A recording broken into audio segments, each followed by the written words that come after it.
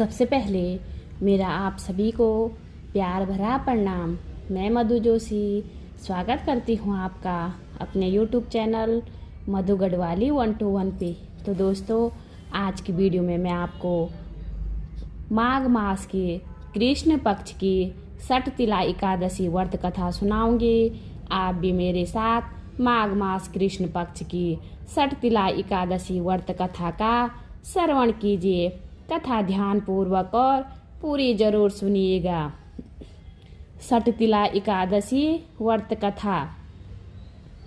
एक समय दालंब ऋषि ने पुलस्त्य ऋषि से पूछा, हे मुनीश्वर, मनुष्य मृत्युलोक में ब्रह्म हत्या आदि महान पाप करते हैं और दूसरे के धन की चोरी करते हैं तथा दूसरे की उन्नति देखकर ईर्ष्या आदि करते हैं, परंतु फिर भी उनको नरक प्राप्त नहीं होता, सो इसका क्या कारण है?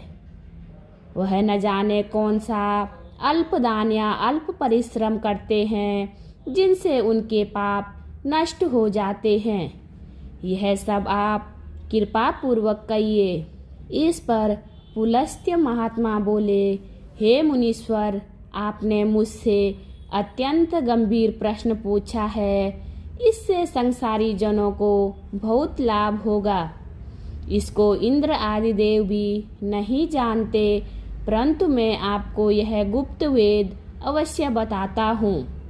माघ मास के आने पर मनुष्य को स्नान आदि से शुद्ध रहना चाहिए और इंद्रियों को वश में करके तथा काम, क्रोध, लोभ, मोह, ईर्ष्या, अभिमान आदि का स्मरण नहीं करना चाहिए।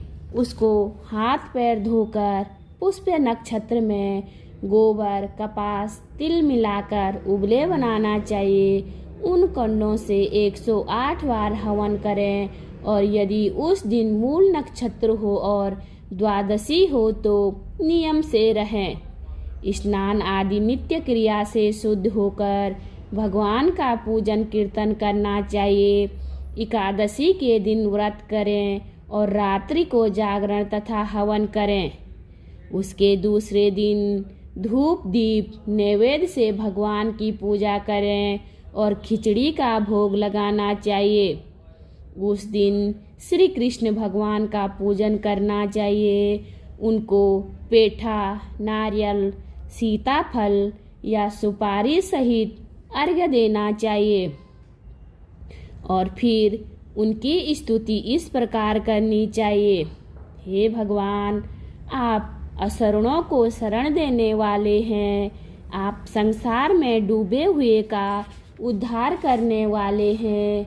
हे पुंडरीकाक्ष, हे कमल नेत्रधारी, हे विश्व भगवान, हे जगत गुरु, आप लक्ष्मी जी सहित मेरे इस तुच्छ अर्घ्य को स्वीकार कीजिए। इसके पश्चात ब्राह्मण को तिल दान करना चाहिए। इस प्रकार मनुष्य जितने तिल दान करता है वह उतने ही सहस्त्र वर्ष स्वर्ग में निवास करता है। तिल स्नान, तिल का उपटन, तिलोदक, तिल का हवन, तिल का भोजन, तिल का दान, यह षटतिला कहलाती है। इससे अनेक प्रकार के पाप दूर हो जाते हैं। एक दिन नारद ऋषि बोले, हे भगवान, आपको नमस्कार है। इस षटतिला एकादशी को क्या पुण्य होता है और उनकी क्या कथा है, सो कृपा पूर्वक कहिए। श्री कृष्ण बोले, हे नारद, मैं तुमसे आँखों देखी सत्य घटना कहता हूँ, ध्यान पूर्वक सुनो। प्राचीन समय में मृत्युलोक में एक ब्राह्मणी रहती थी। वह सदैव व्रत किया करती थी।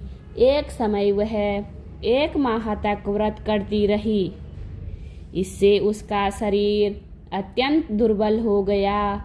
वह अत्यंत बुद्धिमान थी, परंतु फिर भी उसने कभी भी देवताओं तथा व्रतों से अपना मन अस्थिर नहीं किया।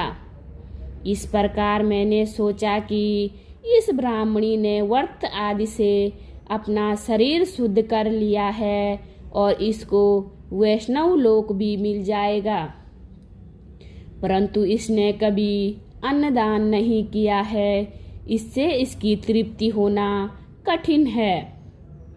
ऐसा सोचकर मैं मृत्यु लोक में गया और उस ब्राह्मणी से अन्न मांगा। वह बोली, हे महाराज, आप यहाँ किस लिए आए हैं?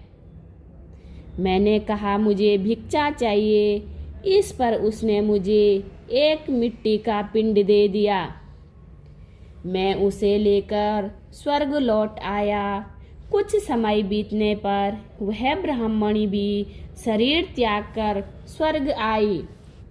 मृत पिंड के प्रभाव से उसे उस जगह एक आम वृक्ष सहित गृह मिला, परंतु उसने गृह को अन्य वस्तुओं से शून्य पाया। वह घबराई हुई और मेरे पास आई और कहने लगी, हे भगवान, मैंने अनेकों व्रत आदि से आपकी पूजा की है, परंतु फिर भी मेरा घर वस्तुओं से रहित है, सो क्या कारण है? मैंने कहा, तुम अपने गृह को जाओ और देव स्त्रियां तुम्हें देखने आएंगी। तब तुम उनसे सटतिला एकादशी का पुण्य और विधि सुन लो, तब ही द्वार खोलना। भगवान के ऐसे वचन सुनकर वह अपने घर को गई और जब देव स्त्रियां आई और द्वार खुलवाने लगी, तब वह ब्राह्मणी बोली कि यदि आप मुझे देखने आए हैं तो सटतिला एकादशी का महात्म्य कहिए। उनमें से एक देव स्त्री बोली, सुनो, मैं कहती हूँ। जब उसने सटतिला एकादशी का महात्म्य सुना दिया, तब उसने द्वार खोला। देव स्त्रियों ने उसको सब स्त्रियों से अलग पाया। उस ब्राह्मणी ने भी देव स्त्रियों के कहे अनुसार सटतिला का व्रत किया और इसके प्रभाव से उसका गृह धन धान्य से भरपूर हो गया। अतः मनुष्यों को मूर्खता त्याग कर सटतिला एकादशी का व्रत करना चाहिए। इससे मनुष्यों को जन्म जन्म में आरोग्यता प्राप्त होती है। इस व्रत से मनुष्य के समस्त पाप नष्ट हो जाते हैं। बोलिए विष्णु भगवान की जय। उम्मीद करती हूँ आपको वीडियो पसंद आई होगी। वीडियो पसंद आए तो वीडियो पे लाइक कीजिए, कमेंट कीजिए, अपने दोस्तों के साथ शेयर कीजिए। चैनल पे नए हो तो सब्सक्राइब ज़रूर कीजिए। मैं मधु जोशी मिलती हूँ आपको अगली वीडियो में। तब तक के लिए बाय बाय, धन्यवाद।